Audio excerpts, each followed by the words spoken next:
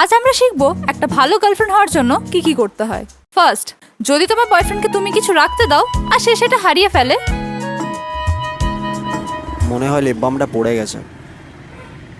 তাহলে তুমি ওর সাথে ঝামেলা না করে তুমি ওকে এটা বলতে পারো, পড়ে গেছে তো কি হয়েছে, আমি আরেকটা কিনে নেব, চল।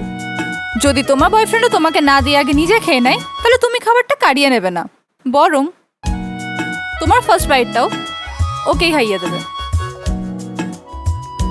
আর তোমার সাথে বেরিয়ে যদি ও ফোন ঘাটে, তাহলে ওর ফোনটা না কাড়িয়ে ভালো মেয়ের মতো এটা বুঝবে যে ও হয়তো কিছু ইম্পর্ট্যান্ট কাজ করছে। তোমার সাথে প্ল্যান ক্যান্সেল করে যদি ও বন্ধুদের সাথে বেরোনোর প্ল্যান বানায়, শোন, আজকে না বিকেলে বেরোনো হবে না, বন্ধুদের সাথে বেরোতে হবে। তাহলে এনজয় করতে দেবে, ওরও তো একটা লাইফ আছে, এনজয় করুক, ইটস ওকে। আর তোমার সামনে যদি অন্য কোনো মেয়ের সাথে ও হাহাহিহি করে, তাহলে তুমি ওর চুলমুড়ি ধরে মারবে না, একটা ভালো আর আন্ডারস্ট্যান্ডিং গার্লফ্রেন্ডের মতো পাশে দাঁড়িয়ে স্মাইল করবে।